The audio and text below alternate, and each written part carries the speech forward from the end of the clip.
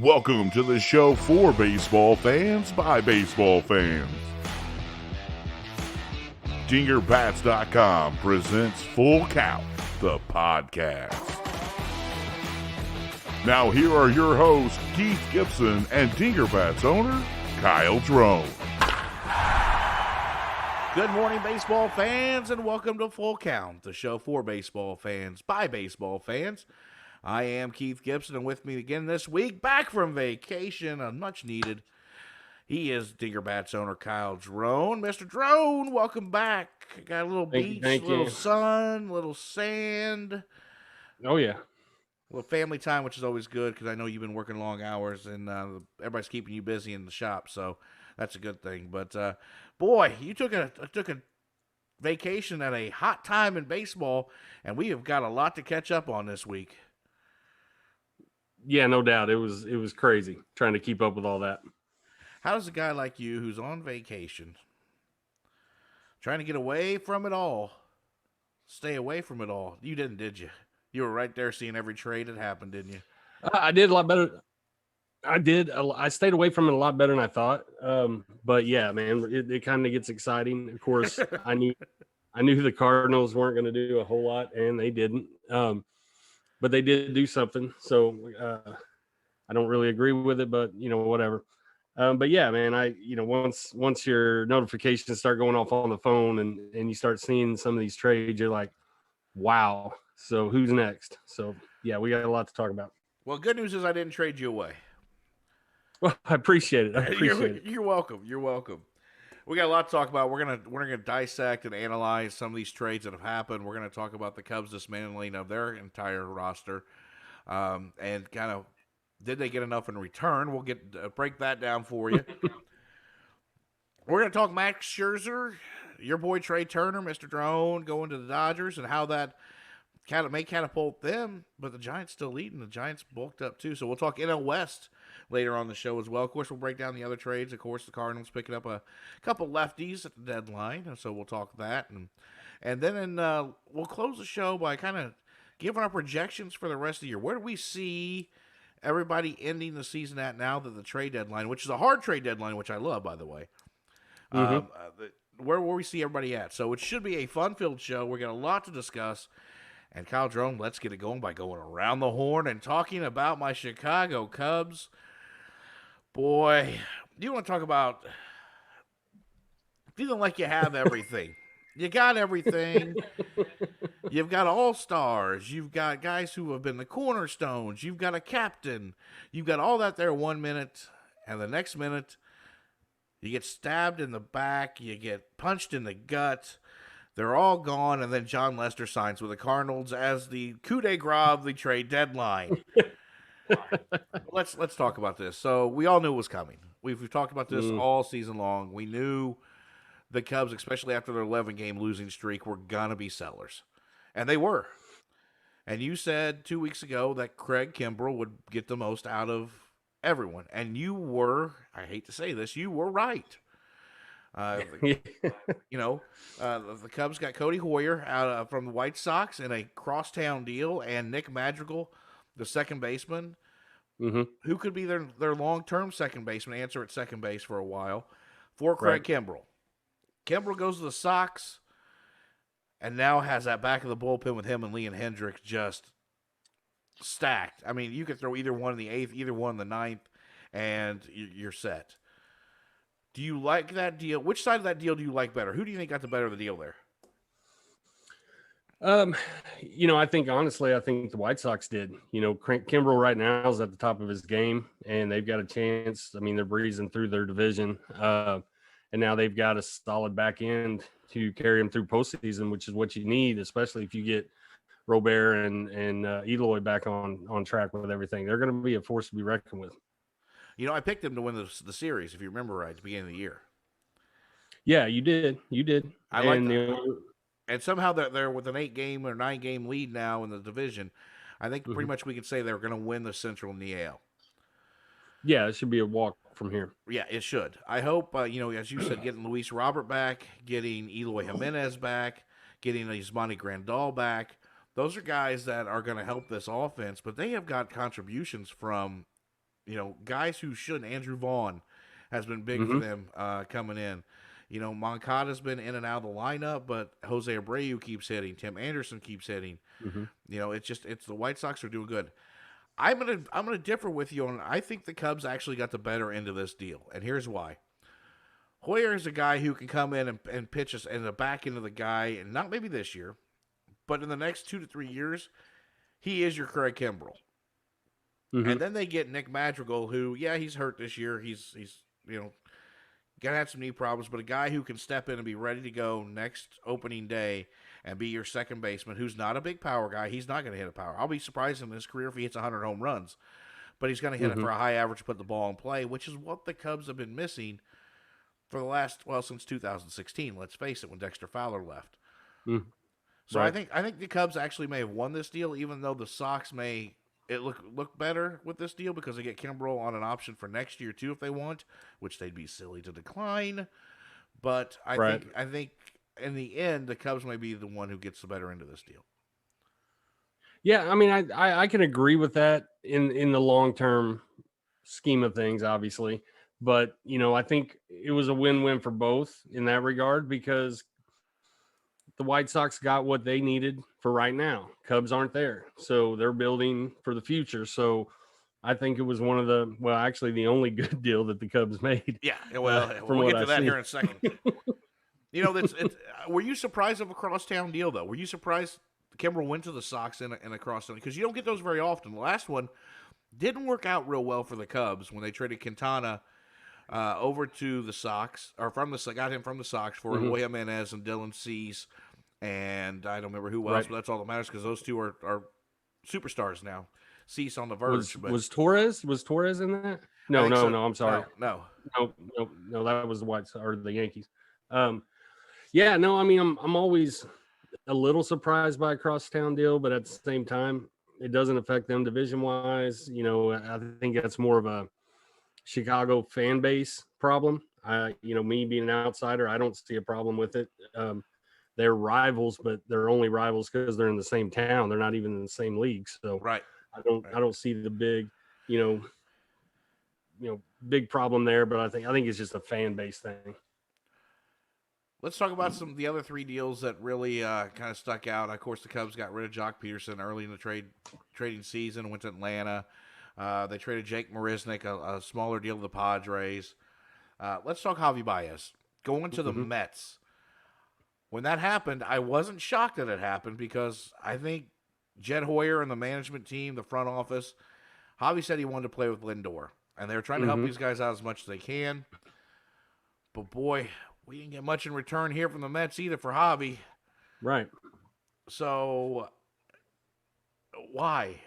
Why don't I just don't get it. I just keep asking myself why. But Javi to the Mets, you don't get any big significance in return. And you just gave up one of the top 5 shortstops in the league. He's a free agent, but you got to get something.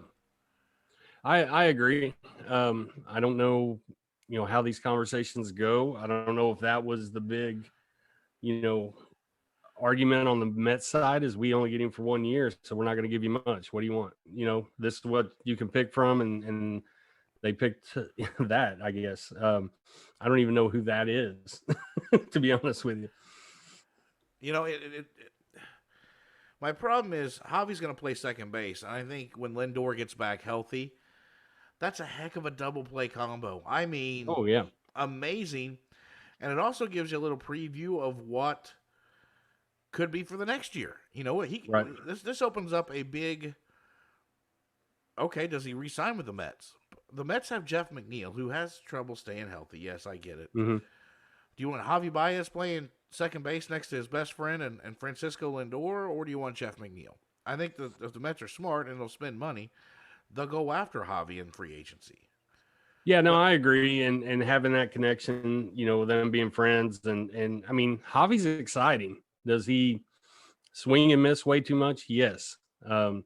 Is he a little inconsistent on some of the easy plays at shortstop? Yes. But he's an exciting player. He's going to have fun with Lindor. Mets have money. They got new ownership, so they're going to overspend on guys. I can see them doing that with the Baez, but I also think he'll be a fan favorite as much as you can be in New York. Obviously, you got to keep winning to keep the fans on your side there. But yeah, I think he stays there. The one piece that a lot of Cub fans that I've read, and trust me, I've talked to a lot of them. Well, we got back, and we also sent Trevor Williams over in the deal, which I was okay with because he didn't do jack squat for the Cubs. Great guy. Love the guy. He was a former Pirate, but didn't do anything. We got Pete Crow Armstrong. Center fielder, comes back over. Speed guy. Gonna get, he was the 19th pick, I believe, for the Mets. Yeah, the 19th overall last summer. Not quite an elite prospect, but, I mean, he's 5th or 6th, depending on who you talk to, whether it's MLB Pipeline or Baseball America, of the Mets' top 4. So, he's got some upside, but he's only in high A. You can't tell me you can't get anybody else who's Major League ready. And you're going to hear this as a theme, ladies and gentlemen. This is a theme during this first segment. Well, I mean, he is a name I know. I forgot he was thrown in part of the deal.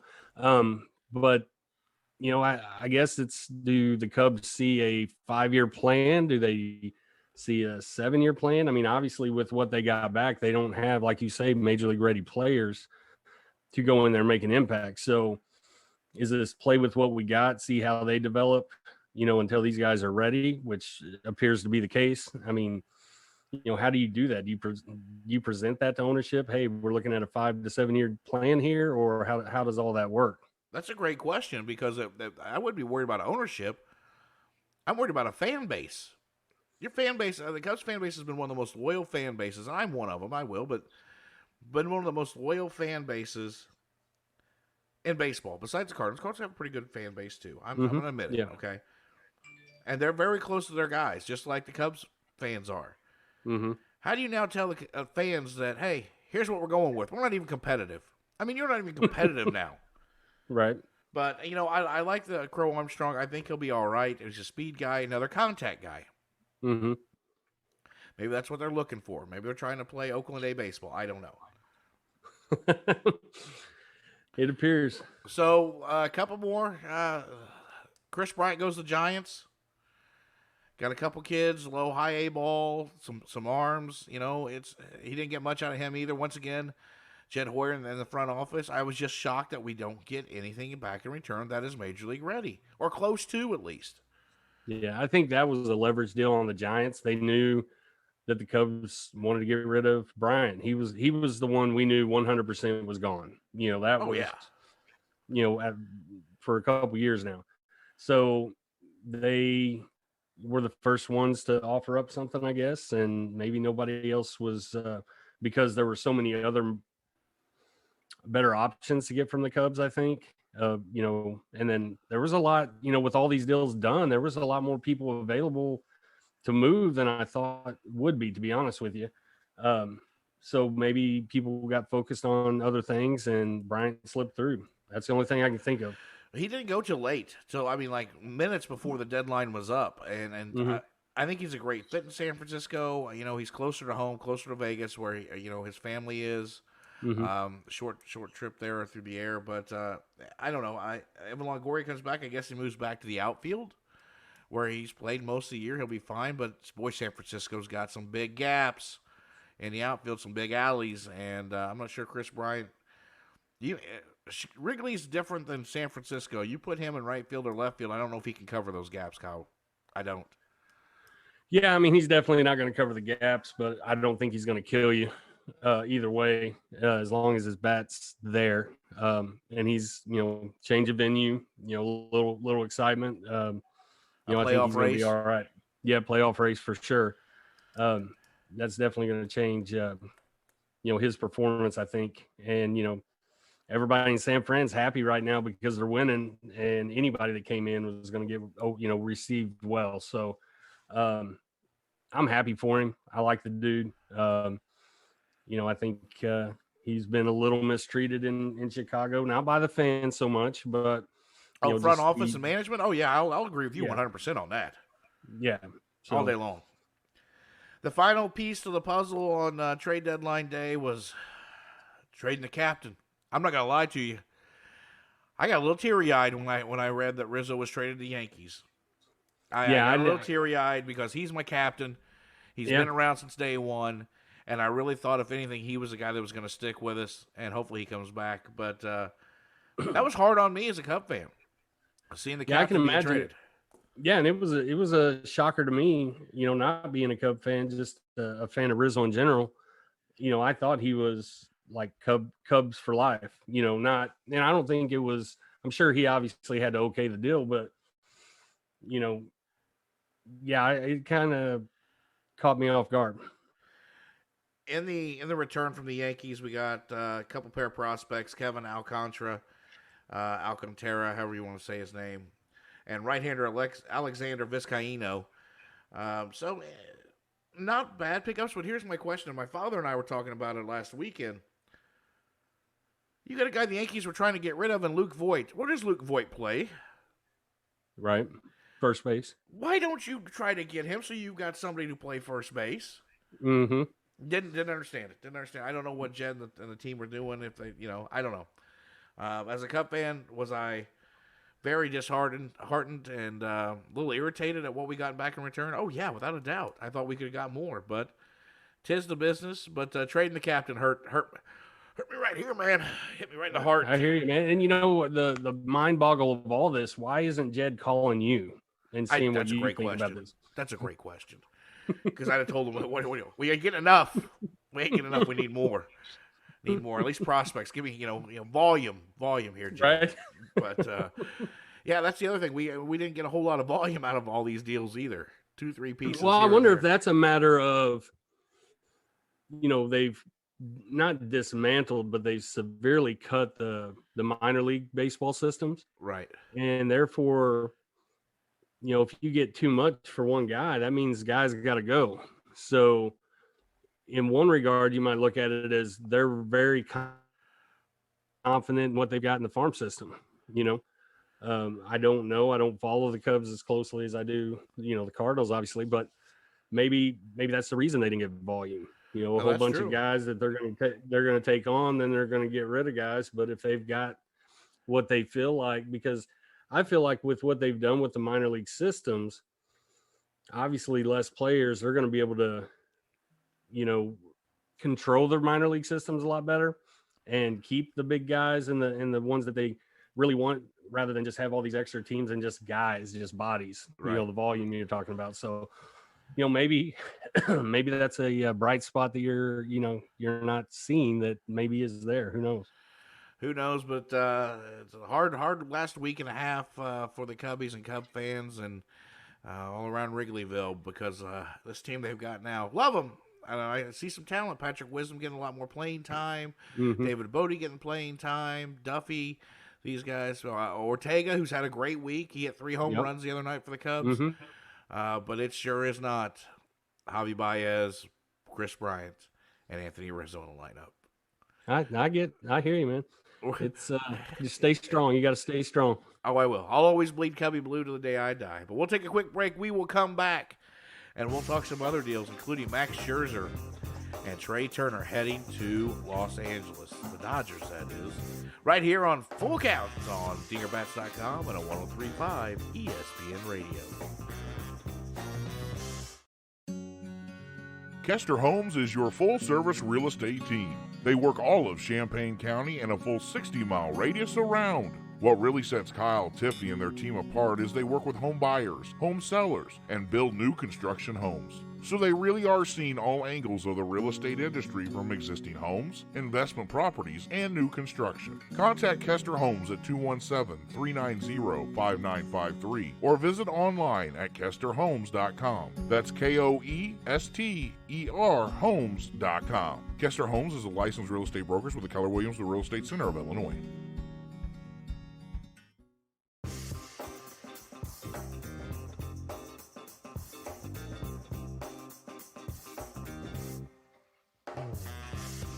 Welcome back into Full Count. Keith Gibson, Kyle Drone with you. We broke down the trade deadline for the Cubs, and that would hurt me right in the heart. But we got more to talk about, a lot more to talk about, including probably the biggest blockbuster of the trade deadline, Kyle Drone, and that was Max Scherzer and Trey Turner being shipped from the Nats from the East Coast to the West Coast, all the way out to the Los Angeles Dodgers for 4 minor leaguers. Some good prospects. They got a good return. Maybe Jed Hoyer could learn something about this. But when this deal, I mean, we've talked a few weeks ago about Scherzer being dealt. Could he go to the Cardinals? Maybe, hometown. Could he go somewhere? Then they started winning. Schwarber got hot, and we're like, well, he ain't going anywhere. Then they started kind of sliding back a little bit. Then Scherzer talks kind of crept up. The last place I thought he'd end up is in a Dodger uniform. Oh yeah. No, absolutely. I mean, that was a shocker that they went there, and then like you said, that addition of Trey Turner. I mean, I can't imagine how that conversation went. It's like, hey, we're interested in Scherzer, but what would you like if you could throw in Turner? Because he's not a throw-in guy to me. He's an all-star shortstop. He's one of the most underrated players in the major league system right now, as far as I can tell, and I don't see how you let that go. I mean, here's how. Corey Seager is a free agent at the end of this year. And once I got thinking about this deal, it all made sense to me. Mm-hmm. Trey Turner's under contract for another 3. So you have your replacement right there for Seager, and you don't have to pay much for him. I think what I read that Turner's only making like $13 million a year. $12 million. Right. Yeah, $12 million the rest of the year. And so what do you have to say no to? I mean, if you can get them, yeah. And they gave up some top prospects. They did. Yeah. But they're set at shortstop now. Yeah, no, I'm not disagreeing with the Dodgers. Absolutely, you want that guy. Even if you don't have a place for him right away, but I don't see how the Nationals let him go. Nationals to get back Keibert Ruiz, who's one of the top catching prospects in baseball. Right. Right-hander Josiah Gray, which was the Dodgers' #1 prospect. Gerardo Carrillo, another righty, and then outfielder Donovan Casey. Mm-hmm.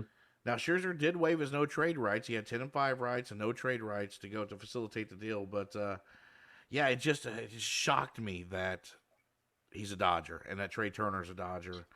So now that outfield, when Corey Seager's healthy, you're looking at Mookie Betts in right, Trey Turner in center, and who in left? Anderson? Tracy? Whoever they want to put out there, it doesn't matter. Right. Chris Taylor, maybe. Yeah, Chris Taylor. That's it. Thank you. So, yeah, that outfield's quick. That outfield's going to catch the ball, and that outfield's going to be great. I saw Mookie Betts playing second base the other night. The Dodgers have so many options now that Mookie Betts, a Gold Glove right fielder, can play second base, which is where he started. They're playing softball rules. Just, hey, go out wherever you want to play. Just grab a position. Right. That's pretty much it. Because we're going to out-hit you. But yeah, Turner's only making $13 million this year. The Dodgers, of course, can be hit with the luxury tax, but I don't think they care because they're chasing the Giants. And Who would have thought that? You said it yourself. How long can the Giants keep doing this? And I don't know if I have an answer because they keep doing it. They bolstered their lineup. Dodgers also added Danny Duffy to the rotation. I was like, well, really? Is that necessary to your rotation already? But they needed a solid number 7. Did the Dodgers really stretch themselves out here by making this deal away from the Padres and really say, okay, Giants, if you're going to win this, you're going to have to basically win 90% of your games going forward? Yeah, no, I think they definitely have stretched themselves from the Padres. The Giants are the X factor. I finally got to watch a couple games actually when I was on vacation, and they are just a solid team. They're just all around, don't make mistakes, timely hitting, run the bases well. Now if Bryant can add any pop to that, in spots, then they're just that much more potent, obviously. And then, but I think what really stands apart is their pitching. They've got some decent names, but they're not, they're quality big leaguers, but they are pitching at all-star levels, almost every one of them right now. And that is, and virtually injury free. That's the other side of it. That's always a plague to most teams. And, whether they can withstand the injuries, stay away from the injuries, and keep pitching at that high level the rest of the way out, especially in that tough West Division. is going to be the key factor to that. But I still think the Dodgers catch him. I think it'll be neck and neck. And the Dodgers win, and obviously the Giants will get in. One of them will win it. The other will get in on a wild card, obviously. But I think the Dodgers catch him at the end of the day. I do too. I agree with you. I think I would be shocked if the Giants end up winning this division. The Dodgers, just have too many options. I mean, Seager back healthy. You can move guys around the outfield and infield and keep their bats in the lineup. The Dodgers have now enough depth that you can keep guys healthy and give them days off when they need to, and it's silly. And that rotation's silly, let's be honest. You got Buehler, Scherzer, Kershaw, Price, and Urias. That's your 5. Right. I mean, that's and then you got solid. You got that kid May, once he comes off the injured list. Is he even going to have a place to start, or is he going to be thrown in the bullpen because he throws 100? Right, and he's going to be gone for the year because he had, Oh, is he out for the year? He's out for the year. But they also picked up, as I said, Danny Duffy. We're going to put Duffy. You're going to go 6-man rotation? Duffy's no slouch. I mean, I just don't know what you're going to do. Right. But the Dodgers are definitely settled in on saying, here we are, we're going to win back-to-back. I was trying to remember earlier today, when's the last time a team went back-to-back? Was that the Jays in 92, 93? Oh, my gosh, really? Yeah. Or was it the Yankees with Brocious, Jeter, and that crew? I kind of feel like they did somewhere in there, but they may, because they were there in the 90s. But it seems like they may have lost one in between. You know what I mean? Yeah. I couldn't remember who the last team to go back-to-back was, but either way, it's kind of crazy that now we're talking about the Dodgers being able to do this. They made the deals that they needed to, and here we are. Padres. Let's talk Padres a little bit. Were you surprised they didn't make any big moves? Yeah, I really was. I thought they, were poised to make a run at it. They may just be comfortable with what they got and see how it plays out, because that's going to be a solid team for a while. I know Hosmer was on the trade block there for a while.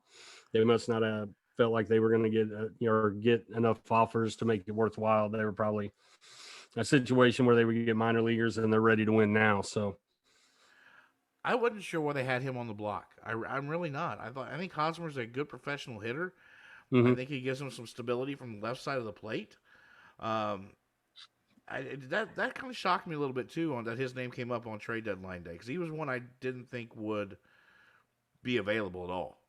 Yeah, I was kind of thinking that same thing, but if you get a couple of pieces that can play right now, the right pieces, and maybe that's what they were shopping out. Maybe somebody will give us the perfect situation and he's up for it, or we have control to trade him if we want. So I don't know how that went.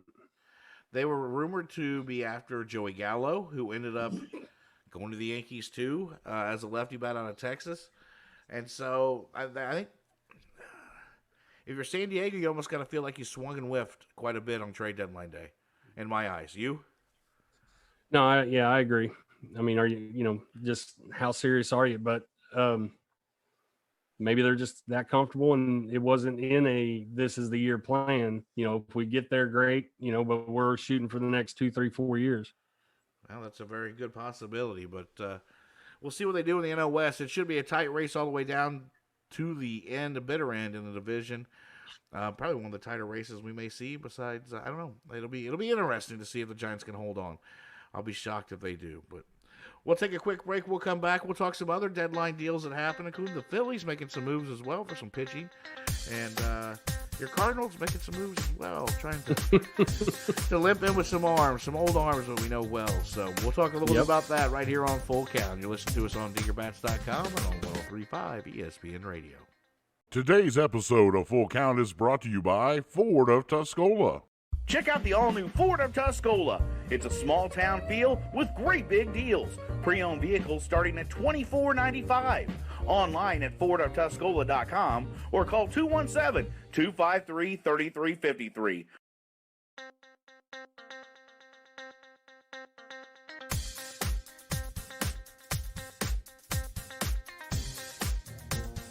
It was a busy trade deadline, and Full Count here to bring you all of the analysis of the trades. We talked Cubs and their dismantling of their roster, and we talked the Nats sending Scherzer and Trey Turner over to the Dodgers, and Kyle Drone. The Nats kind of did the same thing the Cubs did, maybe not to the extent, but they still shipped a lot of guys out from that roster, and one, Kyle Schwarber, on the injured list, still gets traded to the Red Sox. How good of a fit is Kyle Schwarber in Boston? I think he's a fit anywhere, and going to the American League opens up that extra position for him as a DH from time to time, because we both know as he's improved considerably in the outfield, he's not your solid outfield defender. You look at his metrics, though, in left field, and you got the Green Monster out there in left at home in the Red Sox. I think he's going to be he'll be just fine. It can't be any worse than Manny in left field, let's be honest. Right. But my question is, the Red Sox go get a solid bat when he gets healthy and back, who can DH? But you have J.D. Martinez there, who's having a big comeback year as well and having a great offense. What I've read is they may have Kyle start taking some ground balls and maybe look at him to play first base. Anthony Rizzo and the Red Sox were connected before the trade deadline because they needed somebody to play first base. Right. If Schwartz can do it, that's a perfect fit for him moving forward as well. Yeah, no doubt. And if that's something they call upon him to do, he'll put the effort in to be the best he can be. But first base is a tough position. You've got to be skilled over there. Not only fielding your position as much as, digging the ball out of the dirt on throws, from your infielders. That is probably the biggest and hardest, transition he'll have to make, but no doubt that he can do it and not hurt you over there. He may early on, but he's got to get time and learn the craft. Besides the short porch and right field at Yankee Stadium, which Anthony Rizzo has already shown that in the first few games with the Yankees, that could be an advantage for lefties without a doubt. Yeah, but I think with him it doesn't really matter that much. It might. Now I saw Gallo hit one. I think it was a 48-degree launch angle, and it dropped It dropped literally in the first row. That helped. That's not a home run in 90% of the ballparks, but those guys. That's going to happen once in a blue moon. The rest of the time they're going to be deep in the front section or in the upper deck. The difference between Kyle Schwarber and those two, Kyle can go opposite field. He can bang a lot of balls off that Green Monster for a double all day long. No, for sure. To. And so I think the Red Sox made a great pickup there. Didn't give up much in return, but the Nats, another guy who they ship out of town. Let's talk about John Lester, J.A. Happ, come to your Redbirds. If we didn't talk about him, and we hear from our fans and our listeners that we only talk about the Cubs on this show. We don't. We talk about the Cardinals, too. Cardinals have had pitching problems over all season long. Flaherty finally coming back. I think he's going to start a rehab assignment here soon. Carlos Martinez out for the year. Miles Mikolas has pitched, 4 innings? Yeah, maybe. But they pick up John Lester, who is in the twilight of his career, let's be honest. And J.A. Happ, who's a solid guy, but he's not the same J.A. Happ who was with the Blue Jays or the Phillies, 5-6 years ago. Both these guys aren't the same guy they were 5 years ago. No doubt. For the Cardinals, was this a move just to have arms in your rotation and maybe give you a chance? Or is this a move that, maybe we can contend if we get hot at the right time? I think obviously, I would like to think they were going at it thinking they can contend, at the right I'm trying right to make time. you feel good here. Come on now. I would hope that's what your thought is going in. Didn't take a lot to get those guys, so nothing really hurt there. But it wasn't. I think I woke up, looked at that, put my phone back down, and went back to sleep. It wasn't the exciting blockbuster deal or even a exciting deal in my mind. So, I think I don't think we got much better. You gave up Lane Thomas, and they're, Cardinal fans and anybody who follows baseball here in the Midwest, Cardinals have a great farm system. They do, and they create. Lane Thomas is one of those guys that I didn't like seeing the Cardinals give up, to be honest with you. I think that's a guy that could contribute down the road here in the next year or two. And Goldschmidt's not going to be around forever. A guy who could help there. But, they gave up to get John Lester, which, congratulations, you got John Lester. It hurt a little bit. I know what he did for the Cubs, but at the same time, man, it's like, it's not John Lester. Yeah, no, I agree. But like I said, it didn't excite me that much. But he's a big game pitcher. If we can get to the big game, that's a big if. Right. But yes, you're right. Other trades that went on: Kyle Gibson, Ian Kennedy went to the Phils. The Phils looking to solidify their rotation in an NL East that the Mets have a 4-game lead still, but it's up for really anybody. Whoever gets hot at the right time here late in the year, end of August, 1st of September, I think wins that division now. You? Yeah, I agree, and I wouldn't count the Phillies out. I think they're charging hard. I think those were great arms to pick up. I would have been thrilled had they come to the Cardinals instead of what we got. I know we need a left-handed pitching, but anyway, yeah, that was I think a great move that only helps them going forward. But they got a hit. They do, and they have here the last week or so. Rhys Hoskins has got hot, Romuto's got hot, Bryce Harper's got hot. You get some pitching now, and the Phillies could be that team that says, "Okay, Mets, here we come." And so it'll be interesting to see what happens there. Not only did the Giants pick up Chris Bryant at the deadline, they also picked up some relief. Tony Watson comes over to the Giants. Tony, the lefty, late inning guy who can get lefties out. I thought that was a great pickup for the Giants back into the bullpen as well. I agree. The A's made some moves, and the A's are going to try to catch the Astros, but I hate to tell them, I just don't think it's going to happen. Right. The A's picked up Starling Marte from the Miami Marlins. They picked up Yan Gomes from the Nationals and Josh Harrison from the Nationals, a couple of other Nats who were dismantled there. Yan Gomes, I like that deal for him because it can give him maybe some more playing time. Harrison the same way. I was surprised he didn't go somewhere else more than a contender than the A's. Marte, I think, is a good fit for Oakland. Now, he's going to be a free agent after the year. He turned down the Marlins extension. They didn't have to give up a whole lot for him. I think they gave up one of their starters, but he'll be a good fit in Miami for that rotation there. Luzardo or whatever, But are the A's even going to have a chance? I just don't see them catching Houston, Kyle. I don't.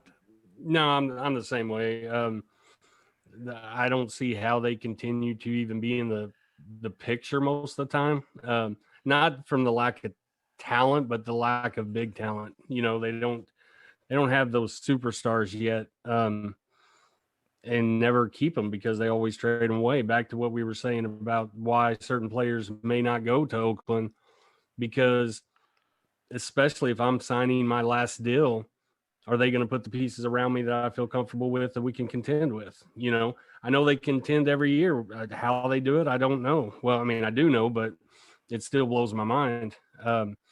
So, yeah, I think the Astros are going to run away with this pretty easily. And Oakland, they made an effort, so you got to like that. But I don't see him signing Marte to a long-term deal. I don't either. He's going to get paid. Yep, agreed. And how long can Matt Olson and Matt Chapman stay there until they're ready to get paid? Olson's having a tremendous year as well. Yes. And those guys are going to get paid and be out of Oakland. Mm-hmm. Until Oakland moves, Kyle, out of Oakland, yeah, the A's are going to be in that same funk. Let's just be honest. They're going to be a great team, win for 5 out of 6 months of the year, but never finish where they want to. Do you think Oakland will keep him? Do you think they've got enough to keep him there? No. I think they go to Vegas. No, I think they're done in Oakland. I do. I think this offseason you're going to see them move somewhere. And I think either Vegas or Nashville, one of the two. It'll be interesting. Yeah, for sure. The Atlanta Braves came up, and then after, Acuna went down, out for the year, torn ACL. Hated seeing that because he is one of the most exciting players.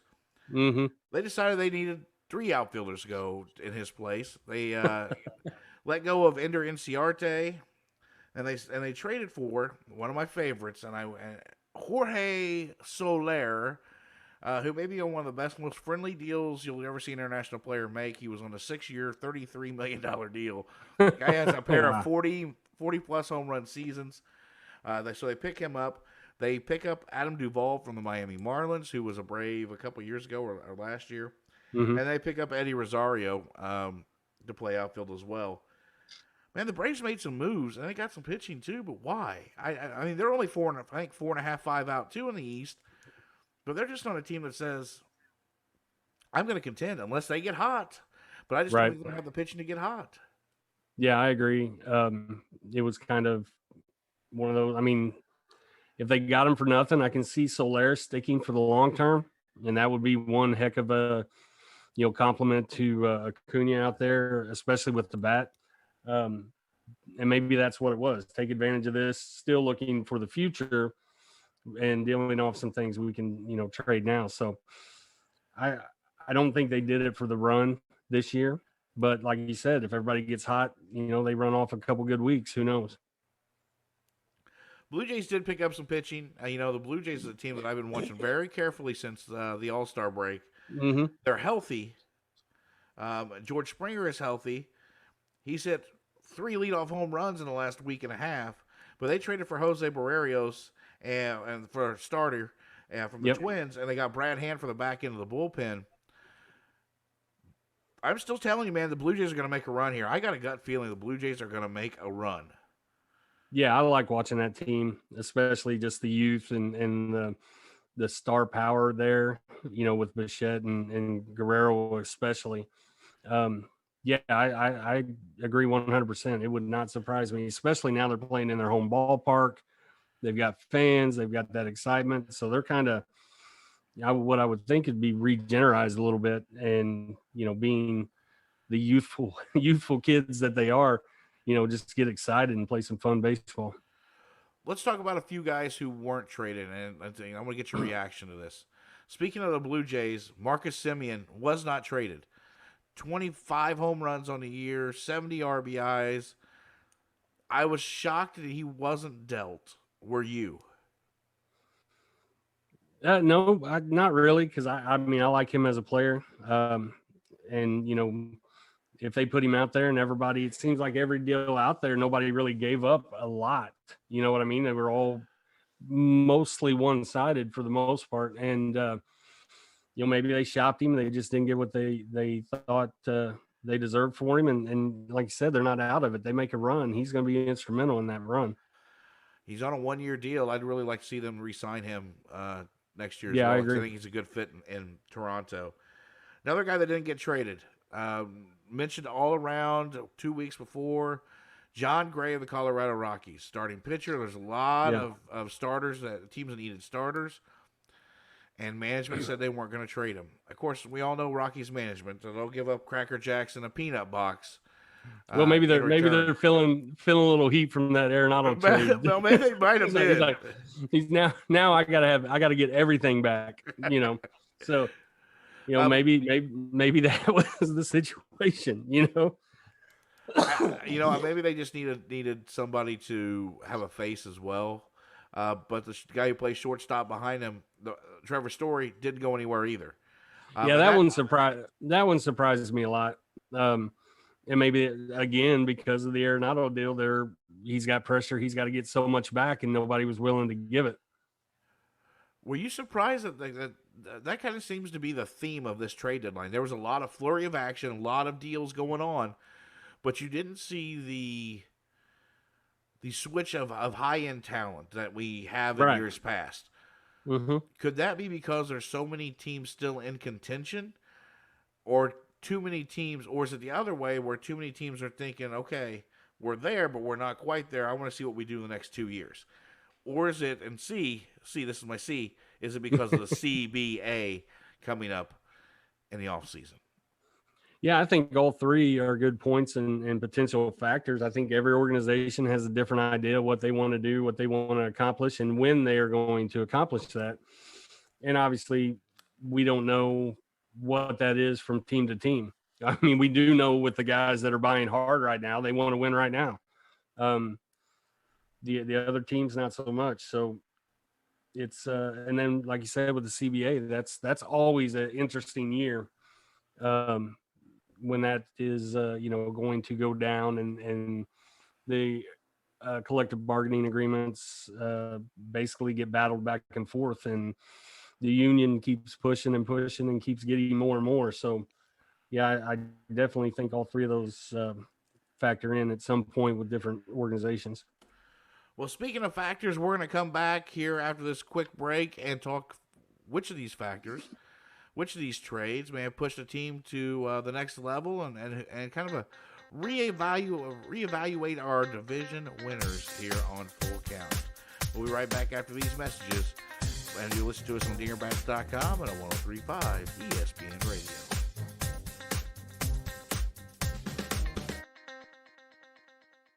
Today's episode of Full Count is brought to you by Bees Trees. Bees Trees, your local ISA certified arborist with over 10 years experience, specializing in tree removal, tree trimming, and with free estimates. Call Greg Miller of Bees Trees today at 217-260-4551. Back here on Full Count, Keith Gibson, Kyle Drone with you. Thank you for joining us here this week. We appreciate you each and every week. Make sure you share the show and help us grow. And tell all your friends about Full Count, and that way they can tune in and listen as well. And we always love the feedback. Our group is growing. Make sure you join our Facebook group, Full Count, the podcast, and you can tune in and give your thoughts and opinions on our shows, on our post, and whatever else you want. And don't forget, we do have a big charity golf event coming up in October. Strike Out Hunger to benefit the Eastern Illinois Food Bank and Feeding Our Kids organizations here in Central Illinois. If you want to be a part of that, contact me at fullcounthost@gmail.com to sign up your team. $300 for a foursome. Kyle Drone, we're getting down to 3 or 4 team open slots left, so we're getting filled up, and we want to thank our sponsors for that. It's been a great turnout for that already, so we're excited for that to play a little golf as well. But let's talk division winners. Before we wrap up the show here tonight, let's talk division winners. I'm just going to give you a division. You tell me who you think wins that division. How about that? Sounds good. All right, let's start in the American League. American League East. You got the Red Sox and Rays fighting it out on top. Which one comes out? Man, that one's a tough one. I would have had the Rays, still had Glass now. I would have went Rays all the way. But the Boston Red Sox look to me like they're going to edge this one out. I like the Red Sox as well. Chris Sale coming back. Even the Rays adding Nelson Cruz at the deadline as well, which was the first big kind of, we didn't even discuss it yet, but Nelson Cruz, the Rays has helped them. But yeah, Glass now going out just tells me the Sox are going to win that division. I think we'll both agree the Sox have wrapped up the Central. Let's just leave that there. Yep.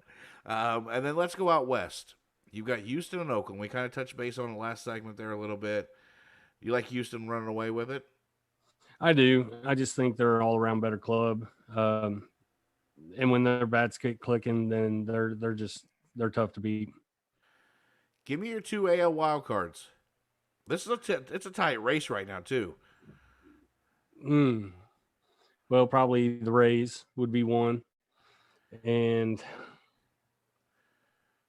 possibly Oakland, depending on how they end up the season. But I mean, those are probably two that I'd be most comfortable with. I am going to go with the Jays, the Blue Jays out of the East, and the Yankees. Believe it or not, I'm going to go with the Yankees. I think the Rays have missed Tyler Glass now that much. I think without it, it's going to be a big difference, even with Nelson Cruz in the lineup and some more offense. I like the youthful Jays and the pitching and the moves they made, and the Yankees and the move they made, and I'm going to go with those two. Let's go to the NL, our favorite side. It is, let's be honest. Oh, for sure. Let's start out in the NL East. You've got the Phils, you've got the Mets. You don't have the Nats anymore, but you've got the Braves and the Marlins, and they're on that cusp, but I don't think they're there. So out of those three, who walks away with that division? You know, I like the moves that the Phillies made. I think that's what they needed, and they're playing good baseball right now. I'm going to go with them to overtake the Mets and win that division. Boy, I like hearing that. I picked the Phils to win the division beginning of the year, and I'm going to stick with that. I think the Phils do win it. The Mets will have a fall-apart moment at some point in time. They have to. They're the Mets. They do it every year. Right. I agree. And the Braves, they're just not there. When you lose Acuna like you do an all-star like that, it's just hard to overcome. and their pitching's not been there all season long. So, Right. yeah, I'll take the Phils. Let's talk NL West. We're going to save the Central for last. Let's talk NL West. Dodgers, Padres, Giants. Giants got the lead. Dodgers right on their tails. Padres right behind them. You sticking the Dodgers? Are you taking the Dodgers still? Yeah, I'm sticking with them. I just think they've got too much firepower down the road. I do too, man. It's as much as I'd love to say the Giants, and it's a Cinderella story where Posey has a big year and Bryant gets to the playoffs and they win the division and everybody can celebrate in San Francisco. You're not going to beat the Dodgers. It would shock me if the Dodgers don't win that division. It really would. Yeah, me as well. But I hope the Giants continue strong and make the playoffs and in the playoffs, who knows? But we're just talking division right now. That's true. NL Central, well, I think both NL and AL Centrals are wrapped up because Pirates aren't catching the Brewers. The Cubs definitely aren't catching the Brewers. I'm sorry, your Cardinals aren't catching the Brewers. Cincinnati's the only team that even has a shot, and to me, they're not catching the Brewers. They didn't make enough moves either. Brewers are pretty tough, and they made some moves to help the back end. They're getting healthy. Yelich is starting to hit. Boy, they're up and down in the NL. I really think they may be second to almost perfect as just solid at every position. Right. Yeah, I have to agree with that, sadly, but I will. Who's your wild card in the NL? Now that everything's done, trade deadline's done, who comes out? Well, I mean, your wild cards are probably going to come out of the West, most likely. Potentially the Padres and the Giants, Dodgers, whoever wins that division. I'm not sure record-wise how close the East is. It's not. They're. That's why. Yeah. Yeah. I think. And we know the Central's not. That's exactly right. That's exactly right. No, I think you're right on the head there with whoever wins that division, whether it be Dodgers, Giants, and then the Padres. So yeah, I think you'll see that. All right, we're gonna take a quick break. Come right back. We'll wrap up the show.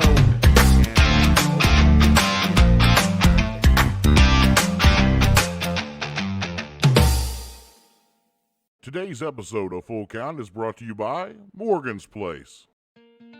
Morgan's Place Canine Salon has been offering exclusive one-on-one grooming services in the Champaign area for over 12 years, using all natural products, giving lots of love to your dog. Visit www.morgansplace.me to learn more. Morgan's Place, making dogs beautiful.